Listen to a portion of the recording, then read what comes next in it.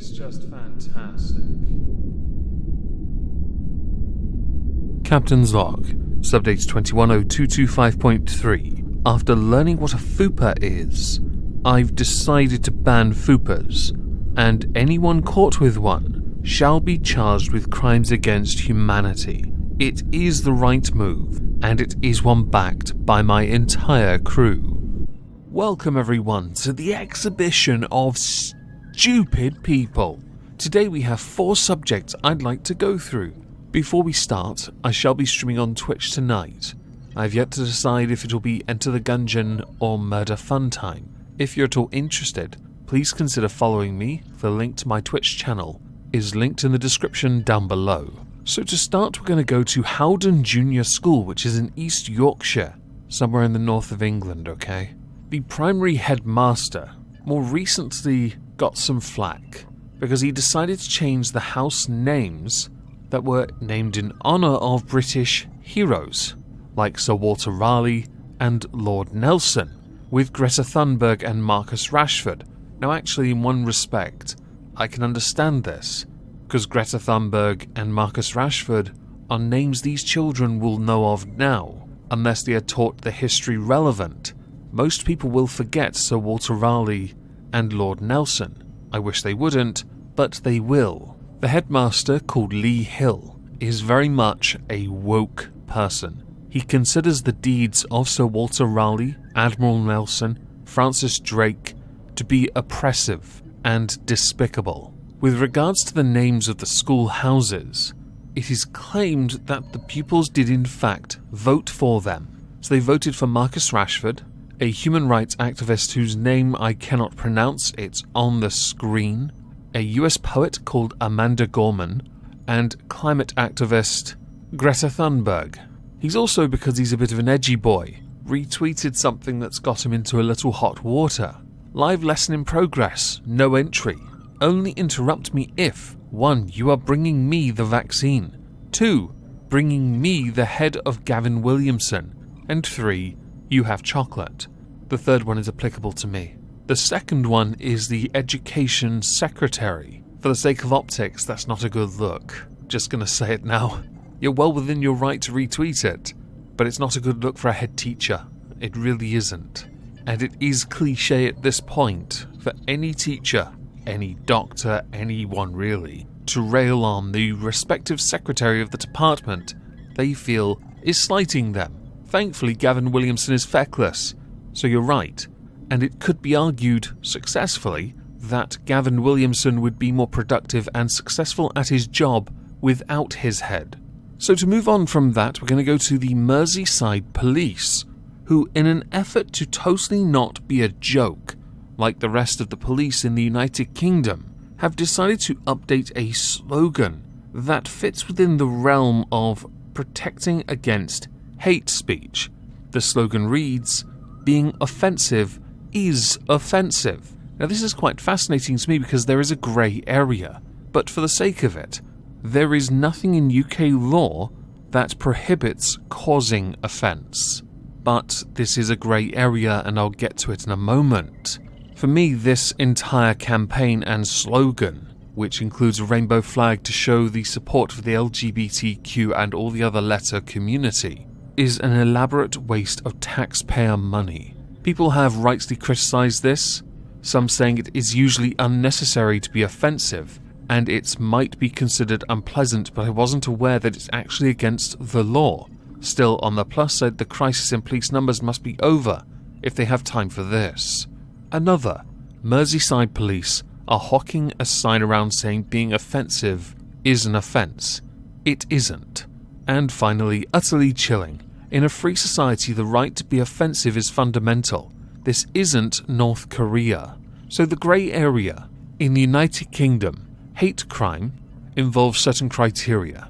The perpetrator has to be motivated by hostility or demonstrating hostility towards the victims based on their protected characteristics. These include disability, race, religion, sexual orientation, or transgender identity. This includes verbal, intimidation, threats, harassment, assault, bullying, and damage to property. reports of non-crime hate incidents do show up on criminal record checks for 6 years, and there are no grounds to appeal against them. Over 120,000 people have received these so far. I have always taken the stance, and it is a stance I will always take. Hate crime law should never exist, because hate crime law has to infringe upon freedoms, like speech, for it to exist. And there are other laws in place should any of the other criteria concerning intimidation, threats, harassment, and bullying, and assault. Therefore, hate crime does not need to exist, it is just another excuse to add additional pigeonhole buzzwords.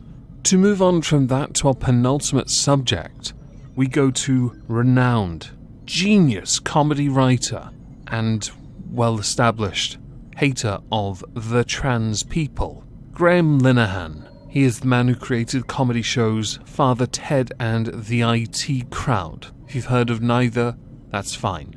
In the UK, he's well respected in that department. He's decided to take his level of petty and tolerance to a whole new level. Since being yeeted off Twitter for being, something, he has shifted his focus to other areas, more notably those that don't, in his mind, pass as the gender they identify as, or transitioning to. To do this, he has signed up to dating apps and sites. Here is a picture of his current profile picture of him looking, let's face it, gorgeous, although his age is slightly off by 23 years. This picture is taken from an app called Her. The app itself markets itself as a dating app for women and queer people. Graham Linehan believes that he is then dealing with those who are not deemed to be feminine enough. The platform he now more commonly frequents is one called Substack, and in a recent post titled "These Are Not Lesbians," he took some screenshots from the dating app of transgender lesbians and bisexual women. On the profile he created on the app Her, it says, "I'm a lesbian now. It's a good thing no one would ever identify as a woman for nefarious purposes. It just never happens. I'll let you know if I meet any fellow lesbians. Like this cutie. Is he like me taking the piss? Who knows?" That's the joy of self-identification. No one is going to deny there are going to be some people who do this for nefarious reasons. But with Graham, it's a case of, they're all nefarious.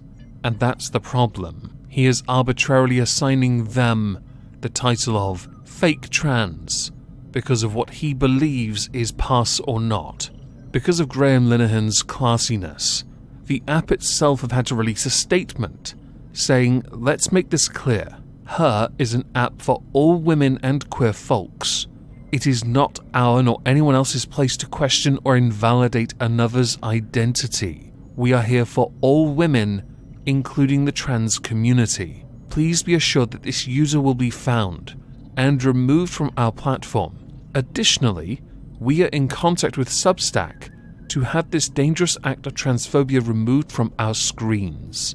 I don't know much about Substack. In fact, I only heard of them when I read this article. So I don't know if they should act or will act on the words of another person or app. I don't think they should, because that feels very Twitter and twitchy. It's not a good idea. But holding him accountable on your app is a good idea. Graham has made a point when it comes to sex, when claiming to not be transphobic, saying your sex is not assigned, your sex is observed and recorded. He is right, but much like everyone else, he seems to fundamentally misunderstand the difference between sex and gender. And he does raise a point when it comes to those who do have gender dysphoria, who, because of the widening of the definition, are not able to receive the help they need.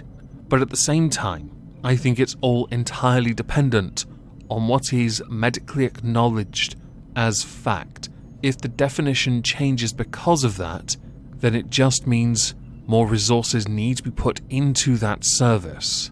So while Graham does have some points, it seems a bit narrow-minded to stay there, stagnant, and not try and move with change.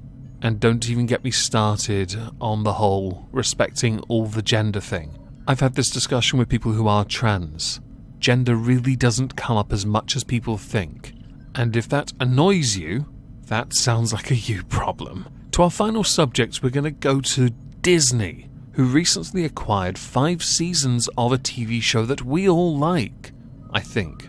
I do. I grew up with all the movies, and I thoroughly enjoyed them. But, and I'm sure many of you will remember this, they started slapping offensive content warnings on, well, shows, movies, things they'd bought up.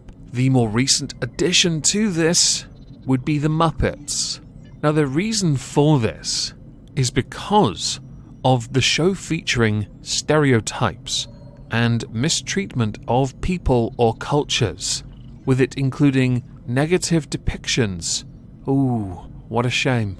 So rather than removing the content, they want to acknowledge the harmful impact, learn from it, spark conversation and create a more inclusive future together. It's the Muppets.